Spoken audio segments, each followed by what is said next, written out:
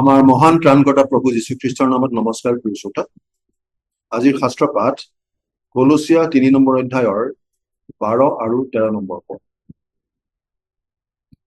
এতেকে ঈশ্বৰৰ মনোনীত পবিত্ৰ আৰু প্ৰিয় লোকবিলাকৰ উপযুক্ত মতে কৰুণাময় স্নেহ, মধুৰ ভাৱ, নম্ৰতা, মৃদুতা আৰু চিৰ সহিষ্ণুতা এই সকলোকে পিন্ধা। তোমালোক পৰস্পৰ সহনীয় হোৱা আৰু যদি কোনোজনৰ বিৰুদ্ধে কোনোজনৰ দুখ দিবৰ কাৰণ থাকে তেন্তে পৰস্পৰে ক্ষমা কৰা। প্ৰভুৱে যেনেকৈ তোমালোকক ক্ষমা কৰিলে তোমালোকেও তেনেকৈ কৰা আৰু এই সকলোৰ ওপৰত প্ৰেমক পিন্ধা। সেয়া আছিল কলচীয়া 3 নম্বৰ অধ্যায়ৰ 12 আৰু 13 নম্বৰ পদ। গৰমৰ দিন 10 বছৰীয়া ল'ৰা এটাই কফি দোকান এখনত সোমাই এখন টেবুলত বহিল আৰু ৱেইট্ৰেছ এগৰাকীয়ে সন্মুখত পানী এগিলাচ থলে। ল'ৰাজনে লোভনীয় আইচক্ৰীম এটাৰ পিনে আঙুলিয়াই দি সুধিলে, সেই আইচক্ৰীমটোৰ কিমান দাম? ৱেইট্ৰেছ গৰাকীয়ে উত্তৰ দিলে, 20 টকা।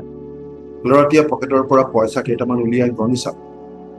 তাৰ পাছত আকৌ সুধিলে, সেইটোতকৈ কম দামৰ আইচক্ৰীম কিবা আছেনে? ৱেইট্ৰেছ গৰাকী অলপ অধৈৰ্য হৈ অলপ বিৰক্তিৰে ক'লে, আছে। প্লেইন আইচক্ৰীম খাব পাৰা, 15 টকা দাম। ল'ৰাটিয়ে পইচাখিনি আকৌ গণিলে আৰু ক'লে, মোক এটা প্লেইন আইচক্ৰীম দিলে। ৱেইট্ৰেছ গৰাকীয়ে প্লেইন আইচক্ৰীম এটা আনি দিলে আৰু কাষতে 15 টকাৰ বিলখন থৈ তাৰ পৰা আঁতৰি গ'ল। ল'ৰাটোৱে আইচক্ৰীম খালে আৰু কেছ কাউণ্টাৰত 15 টকা দি বাহিৰ ওলাই গুচি গ'ল। ৱেইট্ৰেছ গৰাকীয়ে ল'ৰাটিয়ে বহি আইচক্ৰীম খোৱা টেবুলখন পৰিষ্কাৰ কৰিবলৈ আহি দেখিলে যে ল'ৰাটিয়ে 5 টকা তেওঁৰ বাবে টিপছ হিচাপে দি থৈ গৈছে। ৱেইট্ৰেছ গৰাকীয়ে বুজি পালে যে ল'ৰাটিয়ে ইচ্ছা কৰা হলে 20 টকাৰে ভাল আইচক্ৰীমটো খাব পাৰিলেহেঁতেন, কিন্তু তেওঁক 5 টকা টিপছ দিবৰ বাবে 15 টকীয়া প্লেইন আইচক্ৰীমটোকেই তেওঁ খালে। ৱেইট্ৰেছ গৰাকীৰ মনটো ল'ৰাটোৰ প্ৰতি মৰম আৰু কৃতজ্ঞতাৰে উপচি পৰিল আৰু অলপ লাজো লাগিল ল'ৰাটিৰ প্ৰতি অৱজ্ঞাসূচক ব্যৱহাৰ কৰাৰ বাবে। সৰু সৰু মৰমৰ কামবোৰে আমাৰ জীৱনটো মধুৰ কৰি তোলে। ঈশ্বৰে আমাক মৰম কৰি, আমাক প্ৰেম কৰি, আমাক উদ্ধাৰ কৰিবলৈ তেওঁৰ একেজাত পুত্ৰ যীশুখ্ৰীষ্টকে আমালৈ দান কৰিলে।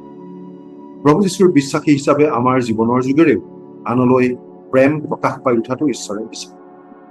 ৱেইট্ৰেছ গৰাকীৰ প্ৰতি মৰম দেখুৱাবলৈ 5 টকা টিপছ দিবৰ বাবে সেই ল'ৰাটিয়ে অলপ ত্যাগ কৰিব লগা হ'ল। আমাক প্ৰেম কৰাৰ বাবে, আমাক উদ্ধাৰ কৰিবৰ বাবে পিতৃ ঈশ্বৰে নিজ পুত্ৰকেই দিব লগা হ'ল। আৰু প্ৰভু যীশুৱে ক্ৰুচীয় মৃত্যু সহন কৰিব লগা হ'ল। সেই স্বৰ্গীয় প্ৰেম, সেই ত্যাগ স্বীকাৰৰ কথা মনত ৰাখি আমিও আনৰ প্ৰতি দয়া মৰম দেখুৱাবলৈ, ত্যাগ স্বীকাৰ কৰিবলৈ সাজু থাকিব লাগিব। তেনেদৰেই আমাৰ জীৱনৰ যোগেৰে আমাৰ স্বৰ্গত থকা পিতৃ ঈশ্বৰ গৌৰৱান্বিত। প্ৰাৰ্থনা কৰিম। স্বৰ্গত থকা মৰমীয়াল পিতৃ ঈশ্বৰ, আমাক উদ্ধাৰ কৰিবলৈ তুমি তোমাৰ একেজাত পুত্ৰ যীশুখ্ৰীষ্টকেই দান কৰিছিলা। তোমাৰ সন্তান হিচাপে আমিও যেন আনলৈ দয়া মৰম প্ৰদৰ্শন কৰি থাকিব পাৰিম আৰু আমাৰ স্বাৰ্থপৰ মনোভাৱবোৰ এৰিব পাৰিম, আমাক এনে আশীৰ্বাদ কৰা। আজিৰ দিনটো তোমাৰ হাততে গতাইছো। ত্ৰাণকৰ্তা প্ৰভু যীশুৰ নাম, আমেন।